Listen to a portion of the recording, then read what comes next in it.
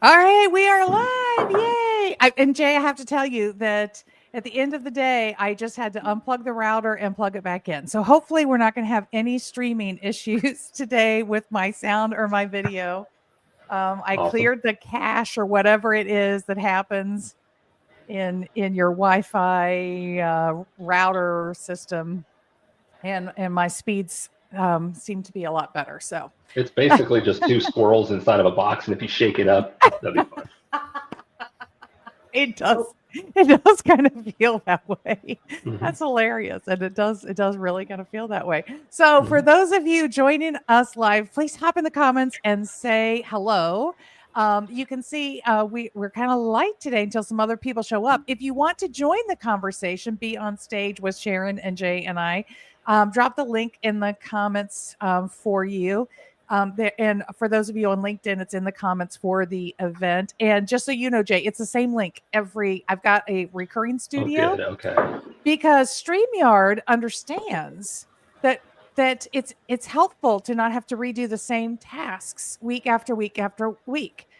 LinkedIn, please figure this out because so many people like you, Jay, are like, I can't find your event because I have to invite you, have to create it. I can't have a recurring event. I have to do the same thing week after week after week. And I try to remember all the people that want to be invited. And if I forgot you, please forgive me because LinkedIn makes this really, really harder than it should be for there to be a live broadcast. So yes, we welcome you to the stage. We have very simple rules of engagement at Talk Me Off the Ledge. This is a thinking and exploratory space. So we do not come here to sell. We do not come here to argue. We do not come here to make other people feel anything. So you're not here to fix anybody. You come to this space to share your experiences, your insights in a really supportive environment. There is no judgment at the ledge. Welcome, Gail. Glad to have you with us today. This is all just about our own professional growth and development by coming together in community and exploring ideas that matter to us. And most of the time, we do not have a set topic. And today, we do not have a set topic for the ledge. Last week, you can now, because we no longer have audio events, we now have video events that are streaming to 3 platforms. Oh yeah, that's going to my YouTube platform, and I didn't mean that to happen, but okay, I'll fix that later. So usually linked to Facebook. So if you are um, missing this live, you can always catch the replay. Or if you have to dash away, but you're loving the conversation, you can catch the end of it. So the replays will exist out there, except on YouTube. I didn't mean for this to go to YouTube, but I didn't catch that earlier. So Gary's trying to join. So Gary, you got to go into the comments and find the StreamYard link that I dropped there, and then you should be able to use the StreamYard link and come in to join us in the conversation. So it is in the event comments on LinkedIn. Ruth, hello. Ruth is here with us in the comments. And this is the other way you get to participate. So come into the comments and share your thoughts and ideas. And there's a group of us that gather regularly. Gail, Sharon, and Jay are among them. And so happy everyone is here. And let's decide, do we have a topic for today? And if you are listening and have a topic that you would like to suggest for discussion today, please pop it into the comments. We don't usually get to go on to more than one topic. Most of the time, I feel like we have one topic because we only have 45 minutes, and that is all we have time to talk about in our 45 minutes. Because we all are talkers, but we deeply explore. I mean, that conversation last week about hope and all the places we went in that conversation was just one of my favorites, just completely incredible. So I'm trying to get back to the comments and So, my Rita, how uh-huh. about the economics of change? Ooh, the economics of change. Oh, this is so cute, Ruth. Ruth says she's not brave enough to be with us yet, but you will get So, there, Ruth. Ruth, I used to be a trainer at John Hancock Property and Casualty and I train people who are going for the CPCU license. And the module I trained in, because nobody wanted to touch it, was economics. So if you join here, you have somebody who has been on your path. So yeah, the truth is that that we, this is the other series that I'm doing that is you can find on my YouTube live stream, which is the story I'm telling myself. And so Ruth is owning this. There's a story she's telling herself about whether or not she's ready to be on the stage, and hopefully will convince you that there's no bad reason or good reason to join.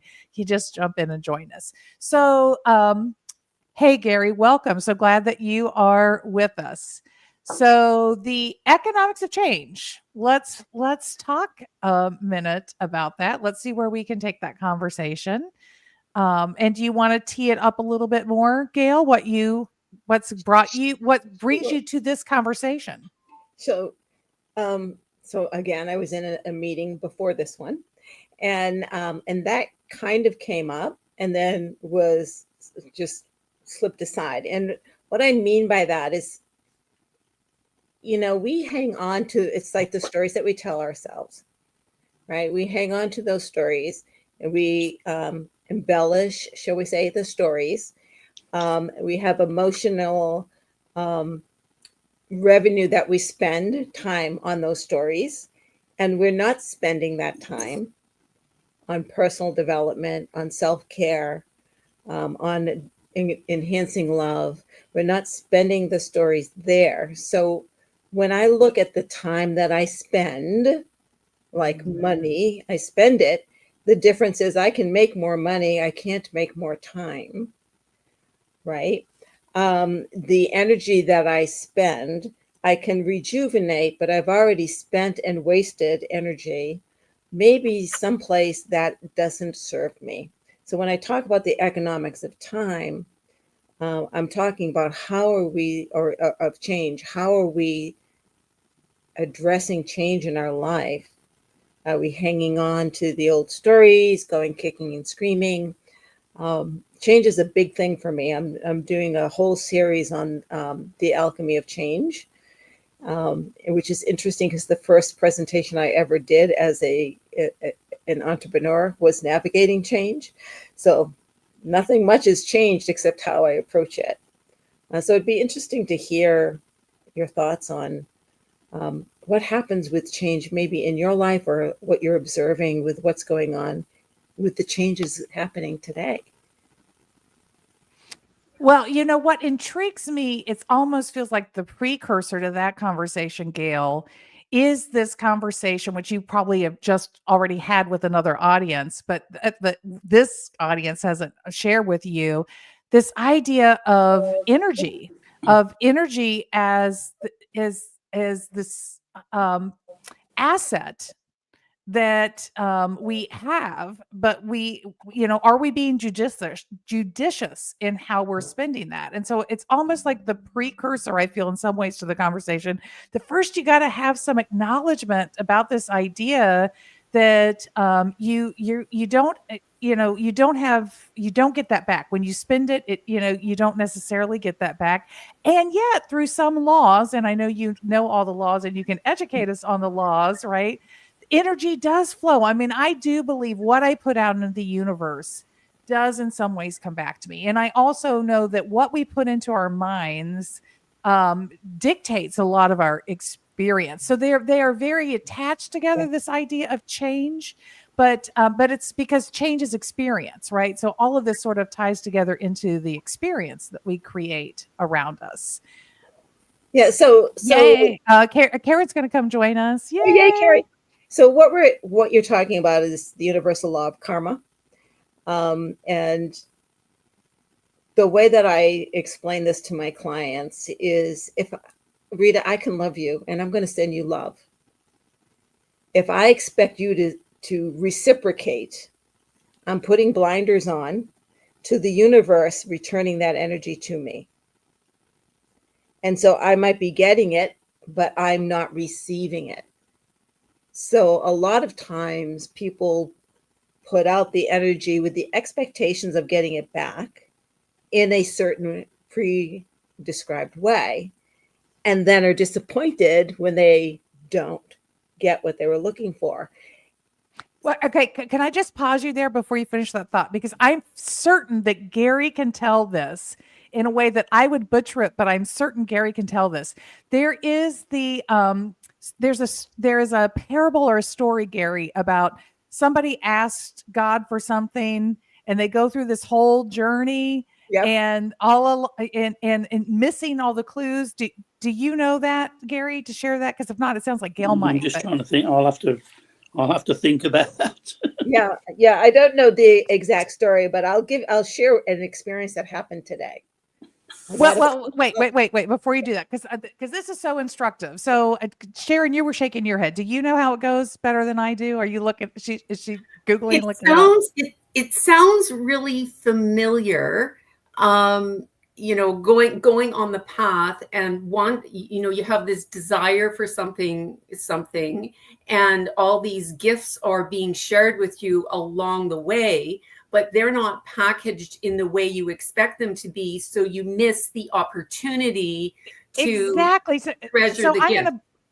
I'm gonna butcher it, but it's something like, somebody is seeking help, right? They're seeking help and they think they have to go up this mountain to get this help. And so they start on this journey and somebody, the first person they come to offers them help. But they don't see it. They're like, oh no, I'm on this journey. I got to go up the mountain. Like the answer is up at the top of the mountain, and they miss that person. And then they go to they go further along. Again, something presents itself, and no, they're on this journey. They got to go to the top of the mountain. That's the answer. That's what they got to do. And so they ignore that and they go on to the top, and then they get to the next one. So, and like part of what they need is they need riches, right? They need money. And somebody offers them this way to get money, and they're like, no, I got to go to the top of the mountain, right? And so they get to the top of the mountain and they meet God and they have this conversation, and then it's like, God, help me. Why aren't you helping me? And God is like, well, I gave you this person and I gave you that person and I gave you that person, and you walked away from all of them. Like I offered you all this help all along the way. And this is what you're talking about, right? This idea of having these blinders on. And be careful what you ask for. So today, a past client called me because, I'll tell you what happened after I tell you what he asked for. He was in Guadeloupe for a while. His parents lived there. He went to care for his mother, and he loved it. He goes, I really want to live in Guadeloupe. I really love it here. And then he said, I'm really building my business with ease and grace. I want to build my business this way. Right. And he goes back home to France, and he has lunch with his wife today, and it's her birthday. And she says, I'm done. I want a separation. And he called me and I said, well, now you can live the life you want and you can move to Guadeloupe. So I said, you asked for it and you got it. This is exactly what you asked for. Maybe not in the way that you were expecting it. And what's interesting is he's okay with, it's the story about, on the radio. So this is a takeoff. The house was away. Yep, Ruth, that's the story. You should join us, Ruth, and tell us the story. Right? So the point being is, that's the energy. Our thoughts, our behaviors, our actions, our feelings. Hey, Karen. Right? And we are spending them all the time. Like, I find this meeting with this group an excellent way for me to spend my collateral, right? And how it comes back, who knows? And I don't look for how it comes back. And that's the cool thing, is not looking for it. So when I talk about the economy, right? If you're hoarding, it's like, my money's not going to grow if I hoard it. I need to spend it and invest it. And I need to take the chance of losing it. right? I need to take the risk. So I'll share another story. My son, his first week or two at college, and I'm 3,000 miles away in California. Oh, you're in college. I don't have to be around anymore. Taking off, right? And he calls in tears. His girlfriend broke up with him. He was a basket case. And my first thought was, well, I need to go back home. I need to be around some more of my. And what I said to him was, I'm so proud of you for loving as deeply as you did to get as hurt as you've gotten hurt. I'm proud of you for doing that. Love will come again. You have to take the risk to love this deeply again, and you'll be rewarded. And I'm telling you, the woman he's married to, I love her. She's fantastic. But it wasn't what he was expecting to hear. Was congratulations for the pain you're feeling because you put yourself out there. And that is spending your energy. That's the economy. Hey, Ruthie. Welcome to the stage. Hi. So glad you're with us. You know, what you're saying, one of the things that makes me think about in this idea of where we spend, right? Where we spend our energy, there is an economy. And I remember all the times when I worked in corporate and we got a new boss. So you get the new boss above you, right? And all the speculation, all the people like would gather. Oh, I heard this, I heard that. There would be like all this time and chatter and stuff spent for people to talk about the new boss and whether it was going to be a good boss or a bad boss, and their good qualities and their bad qualities, and what they've heard from other people about how to navigate this person and all of these things. And I always chose to step away. I never wanted to participate in those conversations because that is just a lot of, to me, I experienced that as putting my time and energy into something that was very anxiety producing and not really very helpful at all. And I didn't want to have preconceived notions because I believe that who you are in one situation isn't necessarily true of who you're going to be in the next situation. And that oftentimes many of us want to reset. Maybe we've fallen into a pattern of being one way in one set of circumstances, and we want to show up and be different than that in the future. And I never wanted to presuppose those things.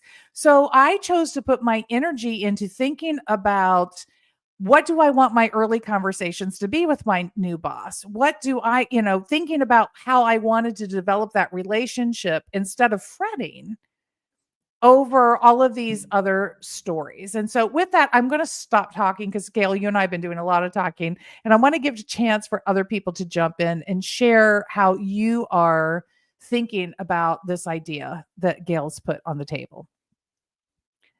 I think one of the things that I experienced was in previous incarnations of my business life, which has been multifaceted over the years. The next business that I went into, the had required a completely different approach to how I kind of garnered the finance to get the business going.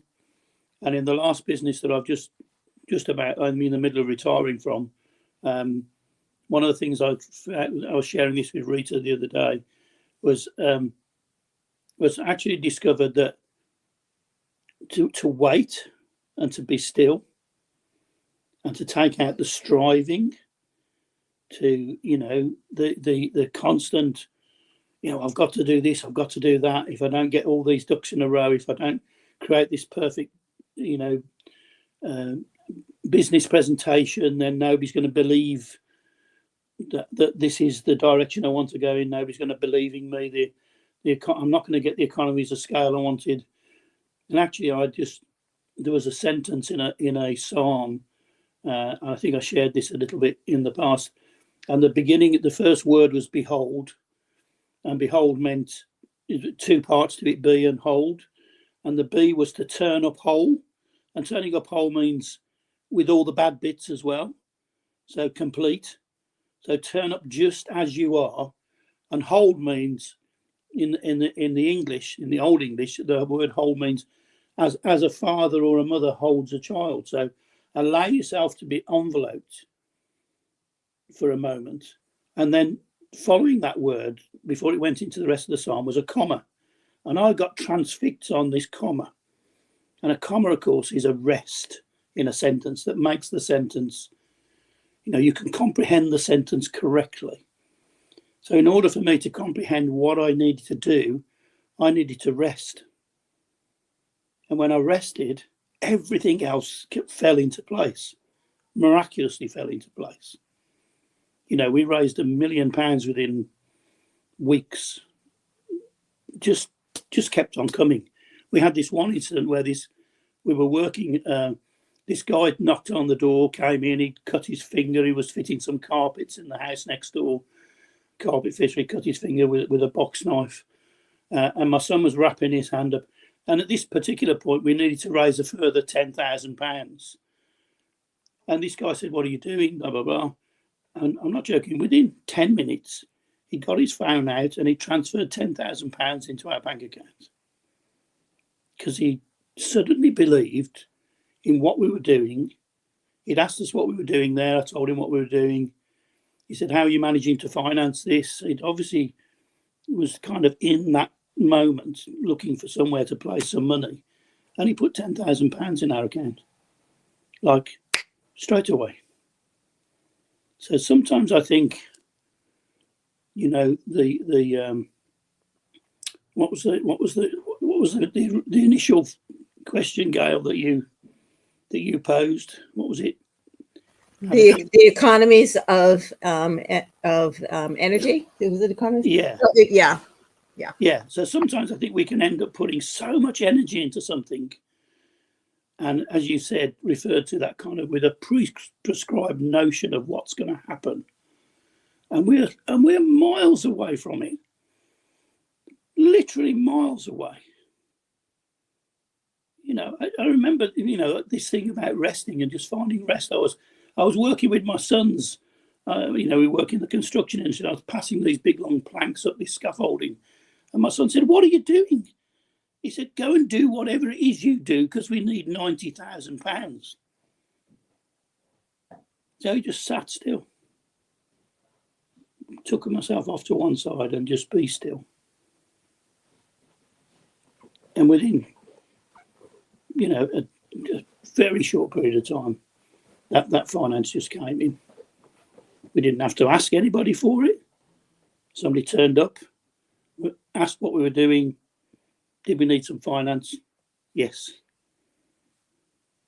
And they said, "How much do you need?" I even said to somebody, they even asked me, and they said, "How much do you need?" I thought, I'm not going to tell them how much I need, because I know the amount they're going to offer, because I was in that kind of complete state of rest, totally relaxed, and they offered exactly £90,000. Yeah, I know longer. Hold on, Gil. Yes. I just want to put it out there. If anybody's listening, that is a scientist, the visual I have in my head when you're talking, Gary, is how energy in a combustive state, right, where it's pushing out so much, there's not a lot of room for it to absorb it or allow anything in. But I do believe, like in nuclear fusion or something like that inverts in some way. So there might be a scientist out there who can explain this, but there is an energy principle, I believe, like a physics principle or something about how energy moves that sort of gets to this idea of this rest in this place where the energy can flow into you because you're not deflecting it with all of your busyness. For me, the revelation was the understanding what behold meant, and then understanding this comma. Because if Karen took me somewhere and blindfolded me, and then took the blindfold and said, "Behold," there would already be something there. So when I read the word "behold," prior to noticing this comma, there was already something there after the comma. In order for me to get into that and receive that, however you put that, as a statement of faith or energy or whatever terminology you want to use, my place to discover that and to walk into that and to own that, and for that to be mine and part of my journey, to that journey that I was going to go into, I got to find the rest, not the busyness, but the rest.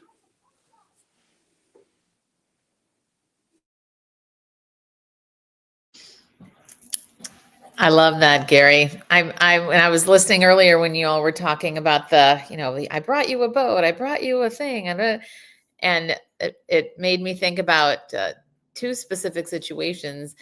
One was when I did a speaking engagement and I didn't get the typical response. Usually I have people coming up to me afterward and wanting my book signed, and I felt kind of deflated. I thought, what did I do different? Like what happened there?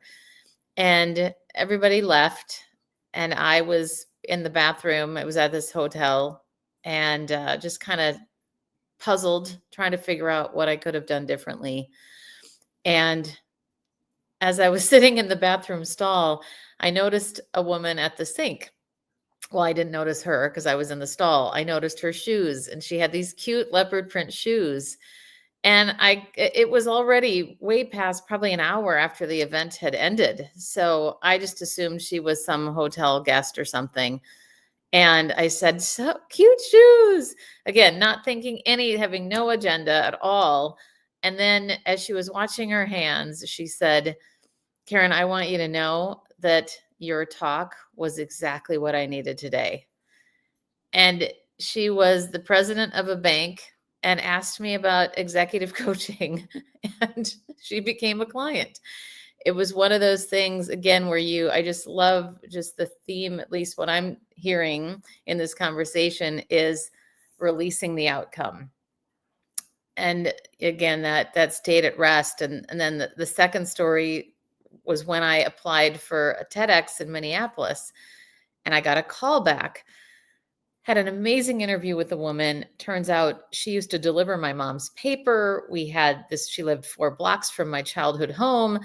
And then I didn't get it. I got the email that said, unfortunately, you didn't get in. So there were 17 of us originally, and then they had to narrow it down to 6. Well, I definitely spent a lot of time grieving because I'm originally from Minneapolis. So it was I was very heart connected to this. And then in the end, I decided that night, brushed myself off and thought, I'm actually going to be in Minneapolis this week. Why don't I reach out to her and ask her if she wants to have coffee? So we did. And then the more she talked, she goes, I think you would actually be a really better fit would be you to be a speaker coach for us. She goes, I can't make that decision, but I can introduce you to the person. So long story short, I became a speaker coach for the Minneapolis TEDx team. And that was already amazing. But then at the end of the day, they nominated me to be the MC. So I still got to be on stage and do all the things. And I have to admit that was a much better fit for me. And now knowing what I know behind the scenes with TEDx, I don't even know that I want to be a TEDx speaker.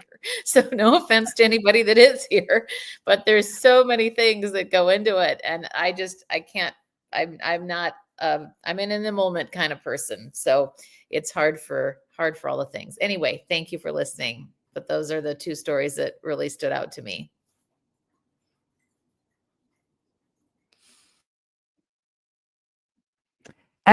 Karen, what you reminded me when you said it's a Turkish parable, I think that I'm thinking of that my friend sent me, and I wish I would have thought of that sooner because I could have read it off.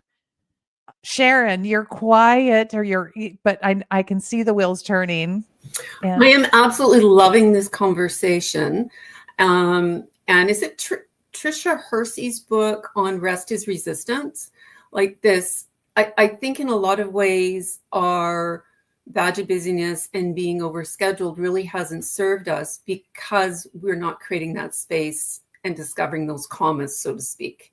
And I'm just loving how each of you are sharing these beautiful stories, your experiences on sometimes our expectations get in the way and we're not noticing, like the story that Rita was thinking of, all these opportunities were being presented. And because they didn't match the expectation, they weren't seized. So, and like Karen, like your recent story about applying for TEDx, what a brilliant idea to go and have coffee with someone, spend that time together to learn more about the other person and discover, hey, you don't want to be there. So yeah, loving this morning's conversation. I need to greet our snowy day and go into my Pilates class. But it's been great to be with each of you and just loving these stories, these experiences. And I think for me, I'm going to continue to look for the commas, create that rest.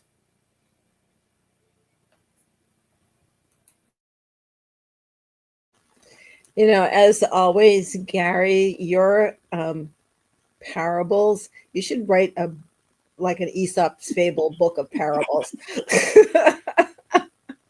Right? Because when you went into your breaking apart, behold, and the comma, I literally fell into an energetic being held feeling.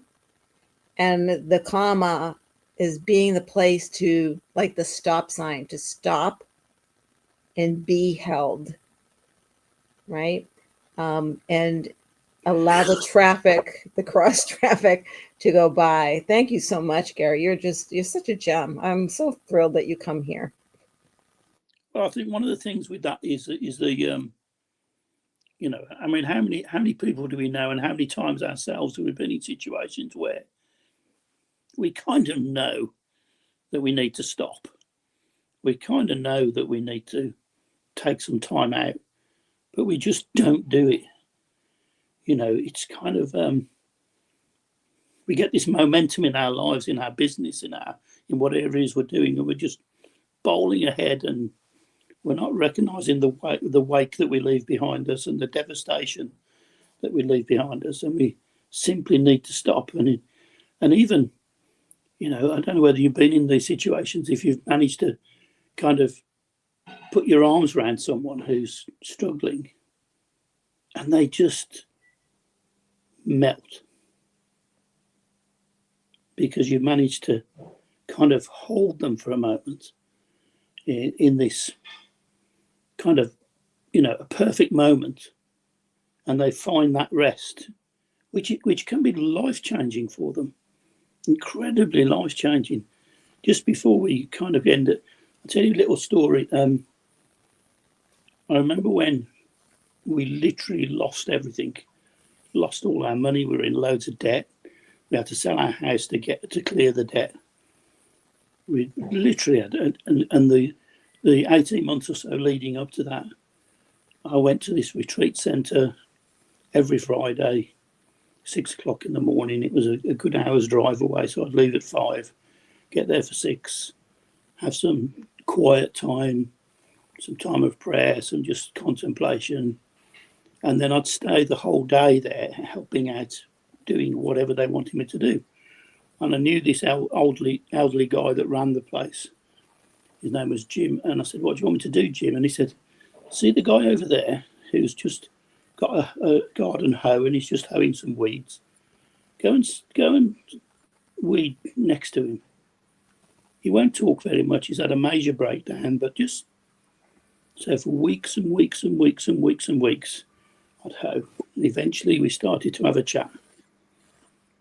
A year or so later, I'd stopped going to the retreat. We were selling the house. Everything was kind of coming to a head. A phone call came from this guy. "Oh, Gary, it's Michael. I've got married since we last saw each other." I'm thinking, this guy hardly spoke to anybody. How on earth did you meet someone and get married? "I've got married. My wife and I would love to take you out for a meal. I'd love to introduce you to my wife, someone I met online." So we go out for a meal with them. This was on a Friday. On the Saturday morning, his wife rang me and said, "We were listening to your story and I want to buy you a house."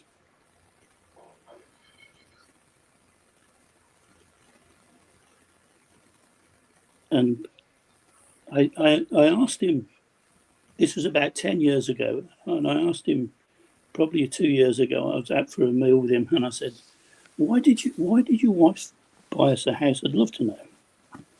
And he said to me, he said, you know, Gary, he said, I was at my absolute lowest when you stood next to me and just hoed the weeds. And you never asked any questions. You just came and stood next to me. And all I needed was for somebody to stand next to me. And we felt that you were at your lowest. And we felt that we could stand next to you by buying you a house.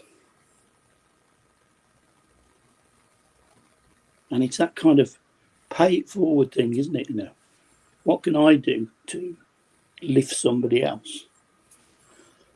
Rather than what can I do to get more for me?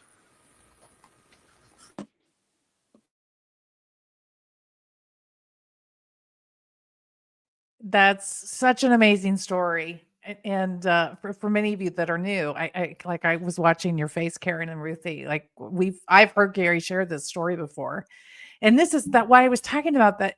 For me, it's almost the energy thing, right? The economies of energy, because energy is very powerful. You know, choosing to just be present.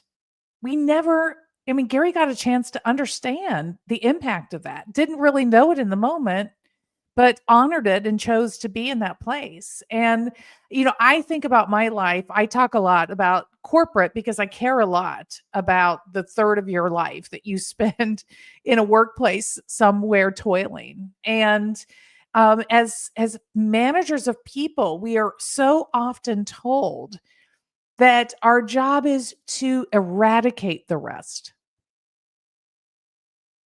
to take the comma away, that comma is a bad thing. And it's not.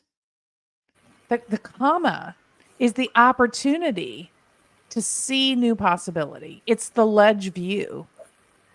Opportunity to take in the ledge view. And I think that's just not understood. If you take a sentence that's got a comma in it and you remove the comma and read it without that half a breath, it's like you've read a completely different sentence.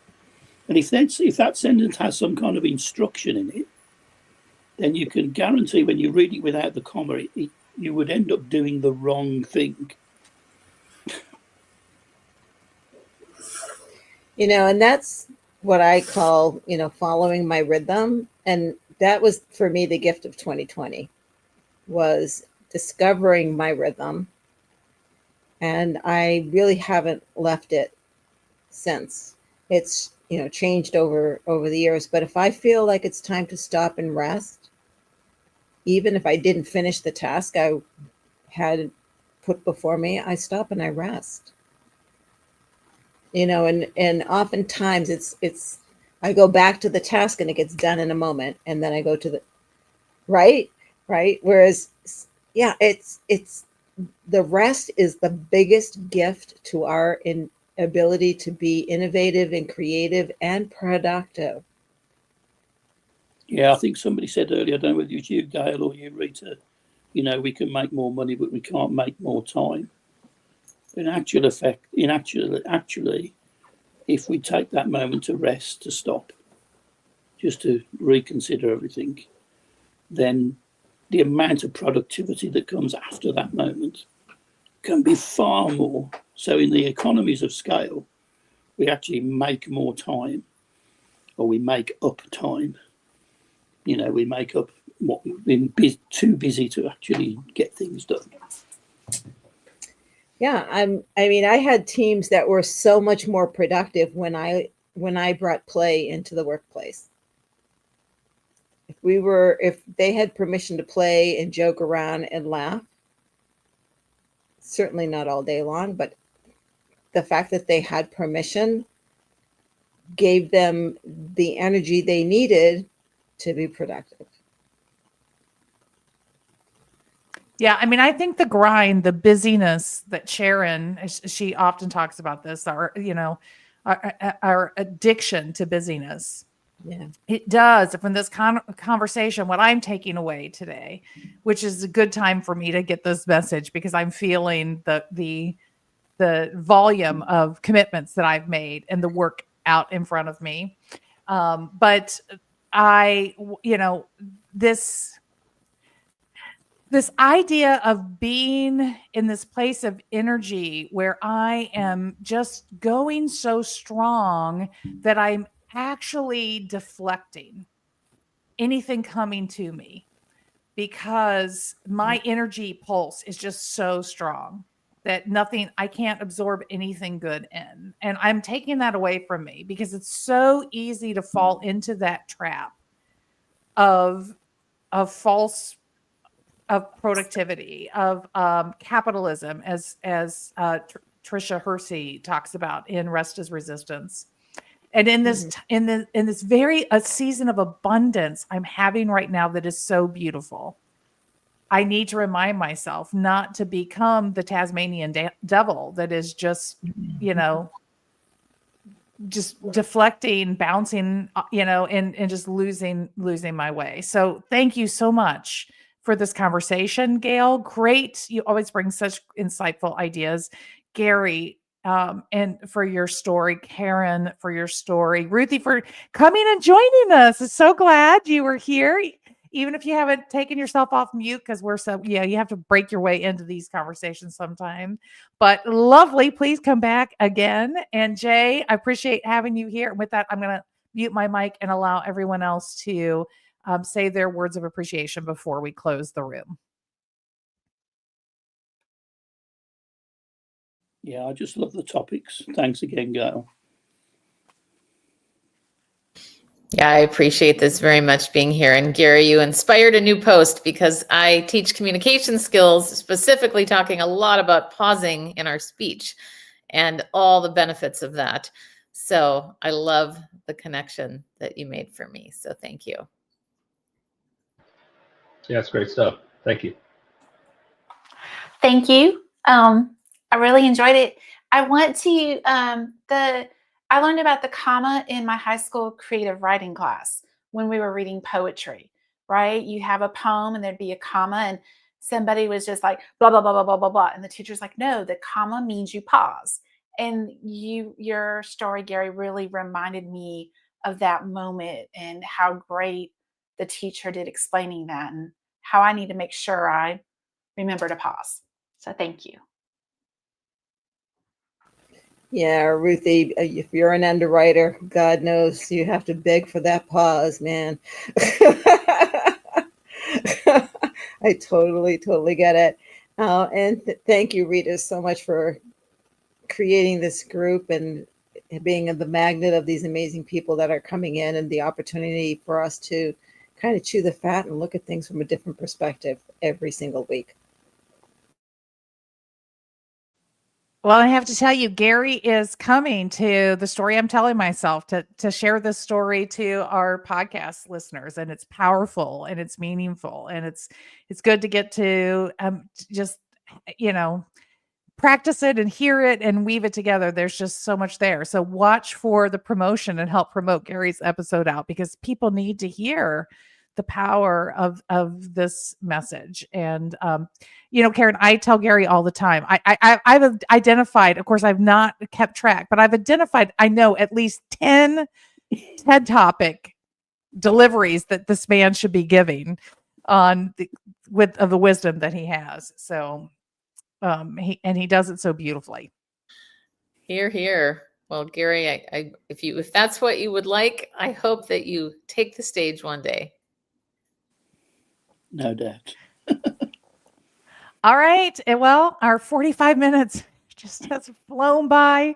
Thank you for being here. I'll see you back. It's the same link week after week. So just store the link somewhere or remember where it is, but I'll try to keep putting it out there for you.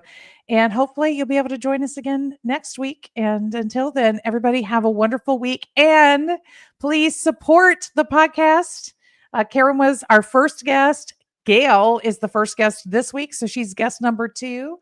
And I've just got an amazing lineup of friends who are coming to share their journeys with other people, and hopefully to inspire and bring peace and to other people in the midst of their own struggles.